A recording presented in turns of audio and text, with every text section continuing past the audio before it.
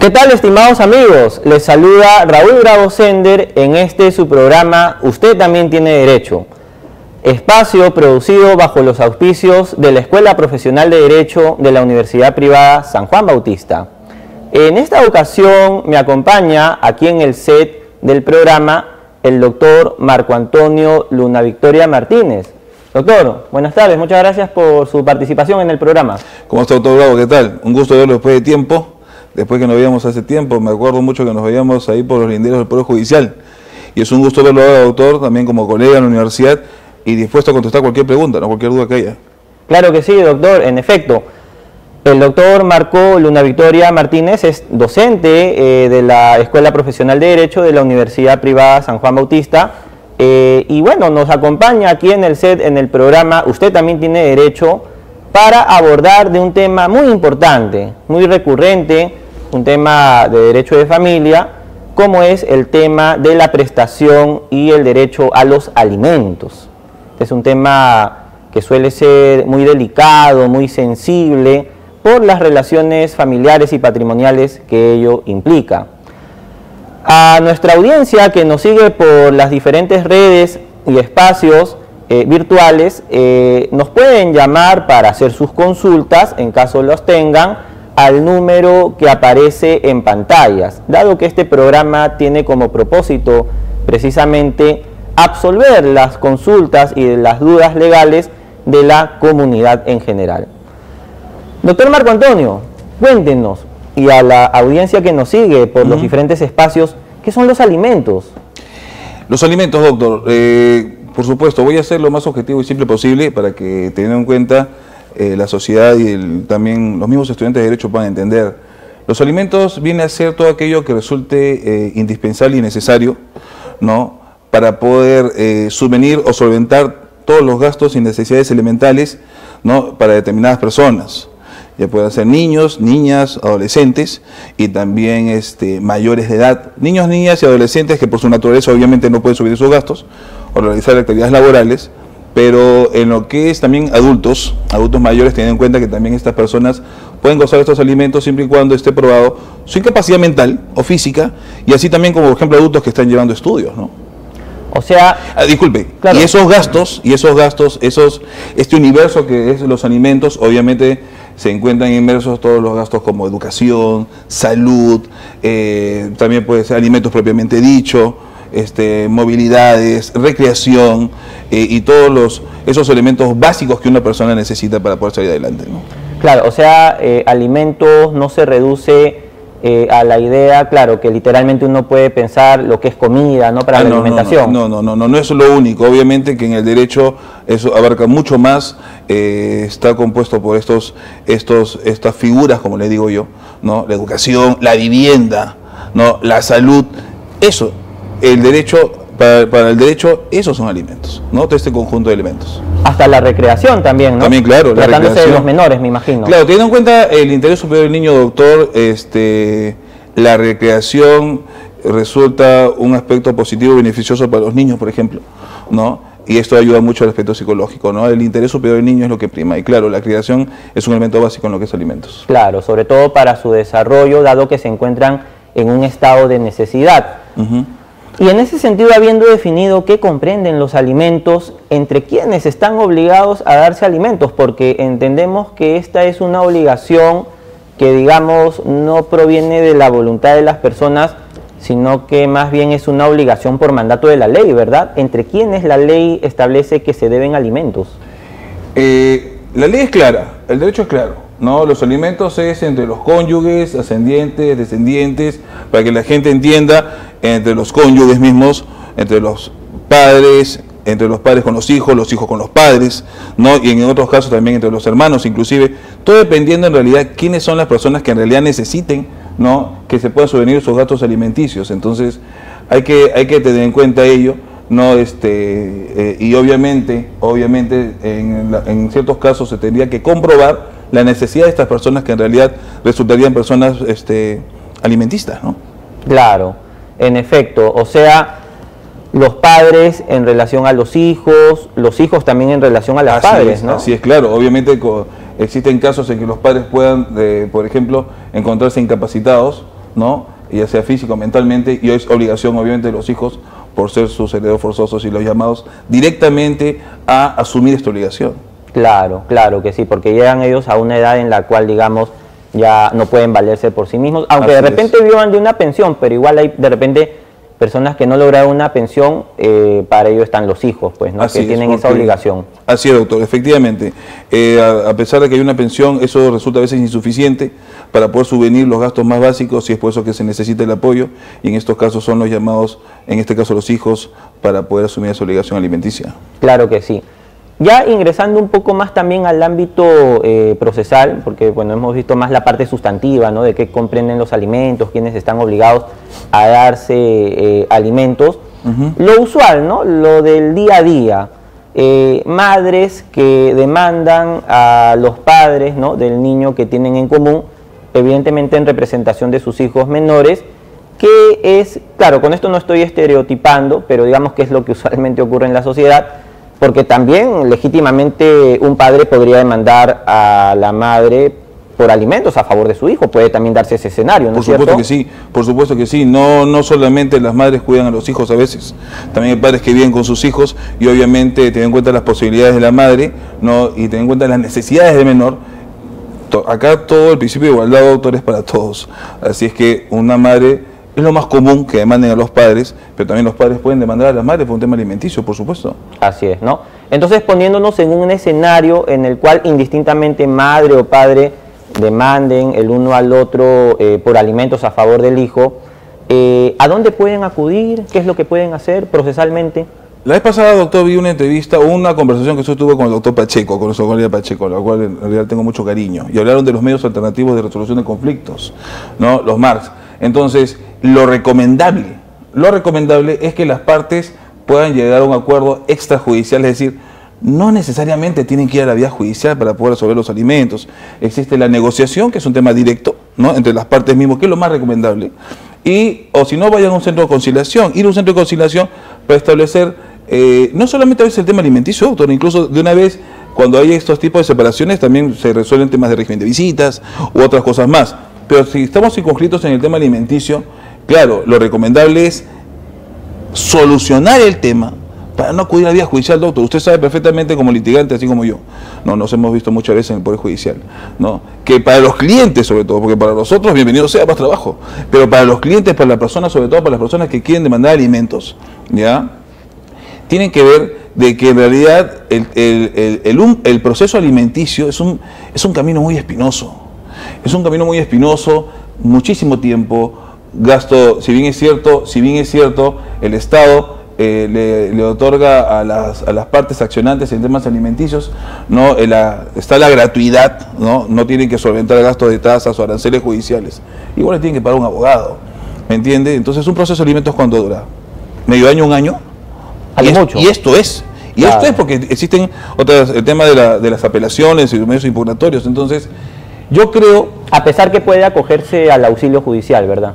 Claro, como le digo, se puede acoger al auxilio judicial, pero el tema es la parte demandada, porque la parte demandada usualmente va a hacer todo lo posible para dilatar el proceso y para que le amparen sus intereses, porque también el demandado se defiende. Puede acudir a la vía, a los juegos de familia como apelación, y se vuelve todo un infierno. Entonces lo recomendable sería enfriar las cabezas, como se dice, ¿no? Ser mucho más serenos y tratar de solucionar esto extrajudicialmente para no entrar a lo que es el infierno judicial, ¿no? Claro, o sea, podrían recurrir en todo caso a una conciliación extrajudicial. Una conciliación extrajudicial ante un centro de conciliación, ante un conciliador, o también extrajudicial negociación, un contrato, una transacción extrajudicial, firmas legalizadas y se acabó todo. Usted sabe perfectamente que tienen autoridad de cosa juzgada, tiene calidad de sentencia. Así es que es algo que nosotros los abogados tenemos la obligación, doctor, de hacerle conocer a las personas de que por ejemplo, estos documentos tienen calidad de sentencia, tienen el mismo nivel que una sentencia y pueden ser ejecutados en la vía correspondiente. Tienen la calidad de cosa juzgada, una acta de conciliación. Cosa juzgada, así es, doctor, así claro. es. Ahora, el tema es que a veces también en estas negociaciones que realizan los padres, ¿no es cierto?, sin acudir a la vía judicial o a la conciliación extrajudicial, ocurre que a veces dicen, no, pero yo te estuve dando, ¿no? De manera física, y no hay cómo acreditar que verdaderamente estuvo dando estos alimentos, ¿no? Y a veces ahí también pueden presentarse los entrampamientos, los inconvenientes, cómo acreditar que todo este tiempo estuvo dando los alimentos, y lo mejor en todo caso sería tener un acuerdo, ¿no? O en todo caso, si acuden a la vía judicial, ya una sentencia, y el juez en ese sentido... No se olvide, disculpe que lo interrumpa, no se olvide que también cuando comienza el proceso judicial y vamos a la primera audiencia, en la audiencia única también el juez propone, ¿no? Propone una vía conciliatoria antes de entrar netamente a lo contencioso. O sea, claro, a la batalla, ¿no? Claro. En la audiencia, a la batalla. Dice, ya han conversado, que existe forma de conciliar, y obviamente se hace una conciliación intraprocesal, ¿no? Que el juez va a proponer. Claro, antes de repente ingresar a los puntos controvertidos, ahí el juez propone una fórmula conciliatoria, que de repente las partes concilian como que no. Y así en ese sentido, yendo al punto que a veces no tienen cómo acreditar, ahí también vienen los problemas, ¿no? Que la otra parte menciona, no, pero tú no me diste, entonces por eso te demando, o por eso primero inicialmente te invito a conciliar. En ese sentido, ¿de qué manera se pueden fijar los alimentos en vía judicial, por ejemplo? ¿El juez cómo los puede fijar los alimentos? Mire, antes de eso voy a comentar, justo hace como 2 semanas que me fui a comprar al mercado, la señora que siempre me atiende me dice, doctor, en un tema alimenticio, mire, hace 2 años el padre de mi hijo no pasa alimentos. Y dice mi tía, que es abogada, ¿ya?, de que hay que demandar lo rápido posible para que pague el devengado de 2 años anterior. Entonces la gente tiene que entender una cosa. La demanda, o sea, la pensión alimenticia corre desde la notificación de la demanda. Si es que tú no lo has hecho antes, no se puede hacer. Eso ahí queda. Claro. No se puede resucitar algo. El juez simplemente con criterio va a decir cuándo se notificó la demanda, y a partir de allí comienza a correr el tema. O sea, hay personas que están confundidas. Claro. Hay personas que están confundidas, que piensan que porque el papá no pasó 2 años, sí, doctor, me dejó a mi hijo cuando tenía 4 años y bueno, ya tiene 7 años, tiene que darme los 3 años de vengados. No, o sea, eso no va a pasar, eso no existe. Claro. Eso no existe. Es a partir de la demanda. Es a partir de cuando se notifica con la demanda la parte demandada. Claro. ¿No? Entonces, eso quería hacer una tingencia porque siempre pasa y siempre está esa duda, ¿no? Ahora, procesalmente, ¿qué es obviamente lo no recomendable, pero sucede, ¿no? Y ahí estamos nosotros. Claro. Procesalmente, existen lo que nosotros decimos, desde el punto de vista adjetivo, puntos controvertidos. Puntos controvertidos, que es un magistrado, una autoridad jurisdiccional, para poder determinar una cuantía alimenticia justa, ¿no?, va a tener que tener en cuenta la necesidad del alimentista, es decir, la madre del alimentista va a tener que demostrar con pruebas, porque ojo con una cosa, doctor Bravo, la demanda de alimentos siempre se declaran fundadas, en parte. Claro. O sea, no hay forma que el juez no te dé la razón si se demuestra el entroncamiento familiar. No hay forma. Acá la cosa es, así es, con la partida de nacimiento. Acá la cuestión es determinar un monto justo. A lo mucho que puede decir en todo caso el demandado es el monto, ¿no? Pelear por el monto. Pelea por la cuantía, ¿no? Por la cantidad. Pelea de decir, no, yo menos, generalmente, ¿no?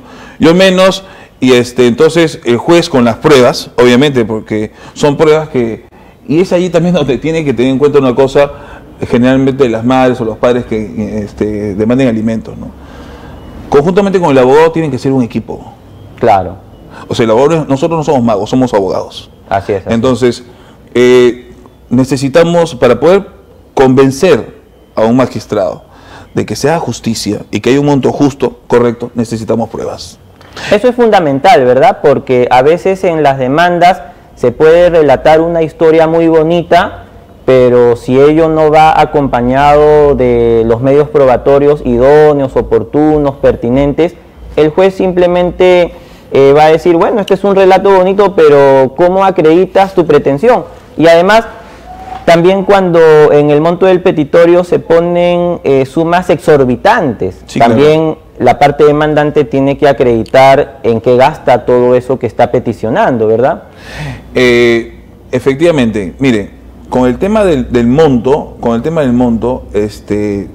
usted dijo algo muy cierto. Tú me puedes decir todo lo que quieras en tus fundamentos fácticos y lo que me pides, pero si no existe un asidero probatorio y si no me demuestras que en realidad tu hijo necesita tanto, ¿me entiendes? Entonces no te puedo amparar la demanda. ¿No? Y es un tema de justicia, es un tema de criterio nada más. Pero de que la van a amparar, digamos que sí la van a amparar, ¿no? De que la amparan, Claro. pero la cosa es un monto correcto, un monto justo, ¿no? Claro. Por ejemplo, si tu hijo se encuentra en tratamiento, en terapia psicológica, es un tema de salud, X cosas, obviamente tienes que adjuntar, ¿verdad?, los medios de prueba idóneos con respecto al tema de la salud, claro, al tema del colegio y demás gastos. Así es. Se acreditan y el juez obviamente ve que es cierto y declara fundada la demanda y con un monto justo, ¿no? Porque la parte demandada también ofrecerá sus medios probatorios. Yo tengo deudas. Así es. De repente tiene otros hijos. La carga, ¿no? La carga. Esto en realidad, doctor, es como una teoría del caso, ¿no? Claro. Si establecemos la teoría del caso, vemos los fundamentos fácticos, que es los argumentos del escrito del documento, los fundamentos probatorios, que es la prueba, Así es. Y lo jurídico. Lo jurídico está ahí. O sea, nosotros no les vamos a enseñar derecho a los jueces, ¿no? Ellos Claro. lo saben. Pero el tema es demostrar, doctor Bravo, no solamente las necesidades, porque ojo con una cosa, y hay muchas personas que se confunden. A veces hay madres que intervienen, porque uno, o sea, a veces la parte mala está en uno de los dos lados, no solamente es el padre, o la parte demandada, ¿no? Claro. Porque hay madres que se confunden y piensan que una demanda alimenticia es un mecanismo para enriquecerse.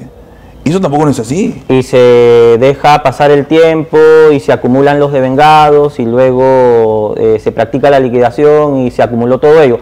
Y digo esto también porque durante la pandemia quizás no hubo el mecanismo de los obligados alimentistas a hacer los depósitos, ¿no? Porque, y yendo también a este punto, doctor, ¿de qué manera los jueces fijan los alimentos? Entiendo que lo pueden fijar por porcentaje, por montos específicos, y entiendo que también el juez ordena que se aperture una cuenta, ¿no? Para que ahí se hagan los depósitos. El juez, por el principio de congruencia, se tiene que pronunciar de acuerdo a lo que las partes solicitan.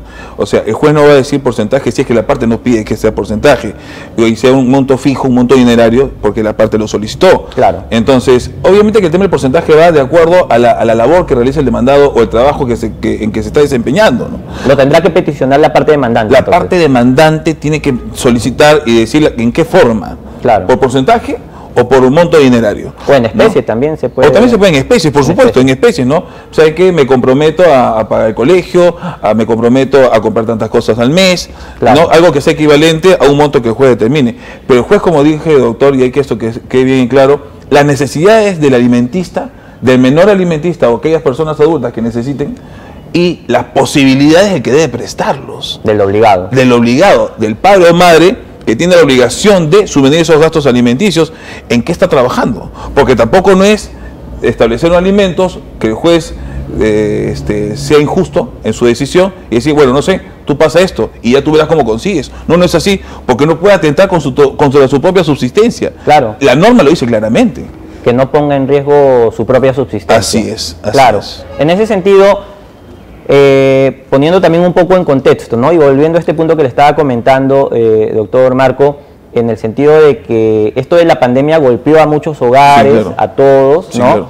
Y tampoco hubieron los mecanismos a veces de hacer los depósitos en el banco, ¿no? Ajá, por el tema de la pandemia, el aislamiento, a veces no podían ir a hacer el depósito, ajá, pero sí de repente le llevaban en especie o le daban en efectivo, ¿no? Y bueno, a veces confiados, ya confío en tu palabra, te di, pero no hubo cómo acreditar, ¿no? A eso también iba en ese punto hace unos minutos, en el sentido de que después la parte demandante dice, no, pero no me dio, no, pero yo sí te di, pero de repente no existe la forma de acreditar y ahí se acumulan los devengados. Definitivamente, doctor, a veces la buena fe no es suficiente. Claro. A veces las buenas intenciones no son suficientes y tienen consecuencias, ¿no? Tienen consecuencias, yo creo, y siempre se lo digo a todas las personas, que traten siempre de asesorarse antes de actuar de acuerdo a una decisión. Antes que decían algo, asesórense, porque en realidad les puede salir caro. Las claro, consecuencias son caras. De repente, sí, el tiempo de pandemia, ¿cuánto? 5, 6, 7 meses de que han pasado alimentos de una forma ingenua y no han sido capaces de pensar y decir, ok, fírmame este recibo. Claro. ¿No? ¿Y ahora qué? Y se le viene una liquidación alimenticia, ¿no? Que obviamente va a ser cuantiosa. Así es. ¿No? Y bueno, simplemente la verdad la sabe él. pero procesalmente eso no se va a poder demostrar y solamente se decide con lo que se prueba, ¿no? Claro, porque lo que va a hacer el juez es oficiar al Banco de la Nación para que informe, ¿no?, el récord de depósitos y si es que no obra. Sí, ojo con una cosa, pero hay muchas personas, y me ha pasado en muchos casos, hay muchos clientes que me han dicho, doctor, pero el Banco de la Nación para hacer cola, imagínense, en tiempos de pandemia, o sea, mejor me voy de frente al hospital. Claro. ¿No? Entonces, han hecho entregas en físico, pero no han pensado, han tenido esa ¿Cómo acreditarlo? Esa astucia de pensar y decir, bueno, ¿sabes qué? Toma, fírmame acá para yo poder demostrar. Claro. ¿No? Pero como le dije, eso es un tema netamente en el punto de vista procesal, ¿no, doctor? Y, claro. Y también existen medidas cautelares y muchos mecanismos para poder asegurar, ¿no?, que no se va a afectar el interés superior del niño, ¿no? Sobre todo eso, ¿no? La medida cautelar es la de asignación... Asignación anticipada, que es una medida cautelar temporal sobre el fondo. Claro. Temporal sobre el fondo, es decir, está bien, ya sé que te voy a sentenciar a tu favor, pero mientras tanto voy a ordenar que se te vaya asignando una pensión momentánea, ¿verdad?, para que se puedan solventar los gastos elementales, claro, en este caso el menor, y el juez oficia a la empresa empleadora del padre, del demandado, ya sea madre o padre, para que vaya realizando los descuentos y depositándolos en la cuenta bancaria del Banco de la Nación, que se aperturará, ¿no? Claro, claro que sí, ¿no? Antes de que haya una sentencia ya se le va asegurando, ¿no?, anticipadamente. Por supuesto, estamos hablando de alimentos, un tema, como usted dijo, en un principio de familia, donde lo que prima es el interés superior del menor, ¿verdad? O en otros casos también de una persona adulta que necesita. Por la urgencia de ir tutelando. Urgencia y necesidad, y es por eso que se da por la vía sumarísima, ¿no? Así es, doctor. Así es, doctor. Bueno, hemos contado con la presencia del doctor Marco Antonio Luna Victoria Martínez, ya para ir finalizando esta más que entrevista, una conversación. Sí, claro, ¿no?, doctor. Porque como dijo al comienzo de esta conversación, nos tropezábamos, ¿no?, en los pasillos del Poder Judicial. Nunca nos hemos enfrentado, pero siempre nos hemos tropezado. Sí, pues, en efecto, en los tribunales de justicia nos veíamos, ¿no? Pero claro, en procesos concretos sí, pues no nos ha tocado todavía. Aún no tengo gusto todavía. De repente del mismo lado estaremos en alguna ocasión, o de lados diferentes, pero siempre queda la amistad y sobre todo la cordialidad como colega. Y el respeto. Así es, y el respeto, doctor, de esta nuestra Casa Superior de Estudio, la Universidad Privada San Juan Bautista. Una última reflexión, doctor Marcos, sobre todo también para la audiencia que nos ve por los diferentes espacios. ¿Qué les recomendaría a las personas que se ven envueltas en este tipo de casos sobre alimentos? Primero, que piensen inteligentemente y sean serenos antes de decidir en la vía judicial.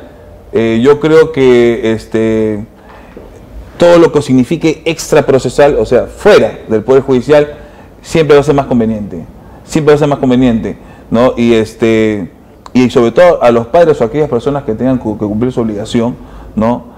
También sean proporcionales y justos, porque hay muchas personas que piensan que los hijos son objetos, ¿ya? Y piensan y quieren pasar lo que quieren pasar, lo mínimo, a sabiendas que un hijo, pues, significa, pues, mucho más que gastos. Y esto es algo que quiero dejar en claro, doctor. Sería lo ideal que aquellas personas que van a pasar alimentos no solamente piensen que tengan la obligación de pasar alimentos, ¿no? También tienen la obligación de darle cariño y afecto a sus hijos, porque son sus hijos, ya sea hombres o mujeres, ¿no? Y bueno, tratar siempre de llegar por la vía pacífica y evitar ir a la vía judicial, porque también a veces se sufre muchísimo, ¿no?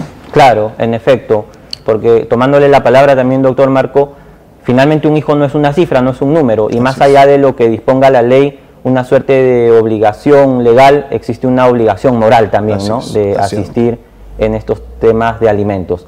Muy bien, estimados amigos, ha sido el doctor Marco Antonio Luna Victoria Martínez, docente de la Escuela Profesional de Derecho de la Universidad Privada San Juan Bautista. Les agradecemos por habernos seguido en este programa del día de hoy, en su programa Usted También Tiene Derecho, y los invitamos a seguir este programa en alguna otra oportunidad. Se despide de ustedes Raúl Bravo Sender, que estuvo bajo la conducción. Será hasta otra ocasión, doctor Marco, muchas gracias nuevamente. Muchas gracias, doctor Bravo, muchas gracias. Y con ustedes, amigos, será, reitero, hasta otra oportunidad. Muchas gracias, que tengan un buen día. Hasta luego.